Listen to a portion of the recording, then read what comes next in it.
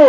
দাবি থাকবে একটাই, কোন টাল বাহানা বুঝি না, একেবারে প্রত্যাপন নিয়ে ফিরবো, নয়তো ফোন দিয়ে ফেলা হবে, আপনারা রাজপথ ছাড়বেন না।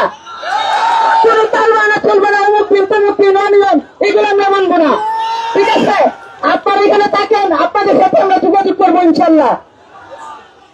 শিক্ষা যেটি আমরা যে প্রাইমারি সুপারিশ প্রাপ্ত সহকারী শিক্ষক 2025 তারা এই মুহূর্তে রাজধানীর শাহবাগের যে জাদুঘরের সামনে যে সড়কটি রয়েছে সেই সড়কের সামনে কিন্তু তারা অবস্থান করছেন। তারা বলছেন চূড়ান্ত সুপারিশ প্রাপ্ত তারা শিক্ষক, তাদের অনতিবিলম্বে তাদের চূড়ান্ত নিয়োগের দাবিতে মূলত তারা এই মুহূর্তে রাজধানীর শাহবাগের যে জাদুঘরের সামনে যে সড়ক রয়েছে সেই সড়কে কিন্তু অবস্থান করছেন। কিছুক্ষণ আগে মূলত পুলিশের পক্ষ থেকে তাদেরকে এখান থেকে সরে যাওয়ার কথা বলা হয়েছে বলে আমরা জানতে পেরেছি। এবং পুলিশের সঙ্গে এই যে আন্দোলনকারী শিক্ষক যারা রয়েছেন তাদের সঙ্গে কথা হয়েছে এবং তাদের একটি প্রতিনিধি দল ইতিমধ্যে মন্ত্রণালয়ে যাবেন বলে তারা জানিয়েছেন। এবং বাকি শিক্ষক যারা রয়েছেন আন্দোলনকারী তারা শাহবাগের এই জাদুঘরের সামনে যে সড়কটি রয়েছে সেই সড়ক অবরোধ করে সড়কের মধ্যে কিন্তু বসে পড়েছেন। তাদেরকে দিয়ে কথা বলবো পর্যায়ক্রমে ইনশাল্লাহ।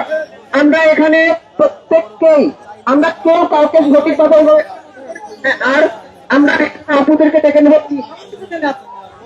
আপনারা সবাই এখানে নেমে যান, কেউ দেখবেন এখানে, সবাই নেমে যান, সবাই নেমে, কেউ দেখবে না।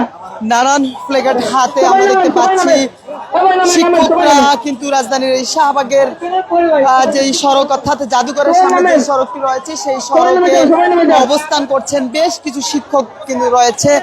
যদি একটু জানিয়ে রাখি যে কিছুক্ষণ আগে মূলত তারা প্রাইমারি সুপারিশ প্রাপ্ত সহকারী শিক্ষক 2025 তারা কিন্তু এই সড়কে কিছুক্ষণ আগে এসেই অবস্থান করছেন এবং পুলিশের পক্ষ থেকে তাদেরকে সড়ক ছেড়ে দেওয়ার কথা বলা হয়েছে এবং পুলিশের পক্ষ থেকে তাদের সঙ্গে কথা বলা হয়েছে এবং তাদের একটি প্রতিনিধি দল মন্ত্রণালয়ে যাবেন বলেও আমাদের কিন্তু তারা জানিয়েছেন। এবং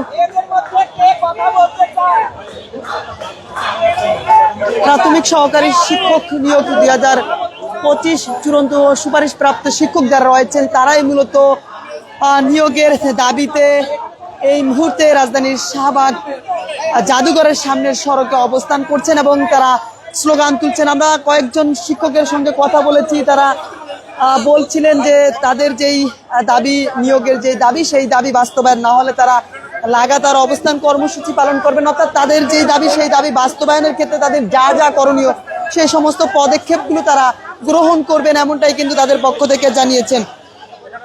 আমরা একজন শিক্ষকের সঙ্গে একটু কথা বলতে চাই, একজনের সঙ্গে একটু আন্দোলনকারী একজনের সঙ্গে একটু কথা বলতে চাই। আসলে তাদের কি দাবি সেটি একটু কি দাবি আপনাদের সেটি একটু জানাবেন। আমাদের শুধু একটাই দাবি, আমাদের নিয়োগপত্র দিবে, আমরা চলে যাব। আমাদের অন্য কোনো দাবি না, আমাদের নিয়োগপত্রটাই দাবি। কতক্ষণ নাগাদ এখানে অবস্থান করছেন এবং পুলিশের সঙ্গে আমরা মঞ্চ থেকে নেমে যান, প্রায় 11টা থেকে এখানে আছি। মঞ্চ থেকে নেমে যান। আর পুলিশের সাথে আমাদের একটু ধাক্কাধাক্কি হয়েছে। পুলিশ আমাদেরকে যাইতে দিতেছিল না, পুলিশের উল্টো আমাদের ধাক্কাধাক্কি করছে। আমরা ধাক্কাধাক্কি করি না, পুলিশের ধাক্কাধাক্কি করছে। কোথায় যেতে চেয়েছিলেন? আমরা এখানে একটু জায়গা নিতে চাইছিলাম, রাস্তার সাইড দিয়ে আমরা জায়গা আমি জায়গাটা খুশি আসছে, অর্থাৎ শাহবাগ গোল চত্বরে জায়গা নিতে চেয়েছিলেন। আমাদের আজকের ভিতরে আমাদের যেমনটি শুনছিলেন যে আন্দোলনকারীরা আসলে বলছেন, এই যে শিক্ষক আন্দোলনকারী যারা রয়েছেন তারা বলছেন তারা শাহবাগ গোল চত্বরে অবস্থান নিতে চাইলে পুলিশ তাদেরকে বাধা দেয়। পরে তারা মূলত এই শাহবাগ জাদুঘরের সামনের যেই সড়কটি রয়েছে সেই সড়কে তারা এই মুহূর্তে অবস্থান করছেন এবং তাদের একটি প্রতিনিধি দল মন্ত্রণালয়ে যাচ্ছেন বলে আমাদেরকে জানিয়েছেন। এখন আপনাদের সামনে আমাদের সুপারিশ প্রাপ্তদের পক্ষ থেকে আমাদের একজন আপু কথা বলবেন, যিনি আমাদের এতদিনের দাবি নিয়ে ওনার কণ্ঠ থেকে আমরা কথা শুনতে চাই। আপনারা মনোযোগ সহকারে শুনবেন। সুপ্রিয় শিক্ষার্থীবৃন্দ, আসসালামু আলাইকুম। আপনারা এখানে কেন এসেছেন? আমরা মানব অধিকার আদায়ের জন্য। আপনারা কি রাস্তা ছাড়তে চান? আপনারা, আমি বিশেষ করে মেয়েদের কথা বলছি, আমরা সমাজের কতটাই বিভিন্ন হচ্ছি, আমরা কতটা মানসিক আর্থিক এবং সামাজিক চাপ পাচ্ছি, তাকে আপনারা জানেন? আচ্ছা, এখানে একজন আপু এসেছেন যিনি 1.5 বছর ট্রেনের মাত্র জাতি সবাই চলে না, তারপরে উনি এসেছেন না পেটে উনি লাখ শিখে আছেন। আপনারা কি এটা মানতে চান? না সঠিক বিচার চান?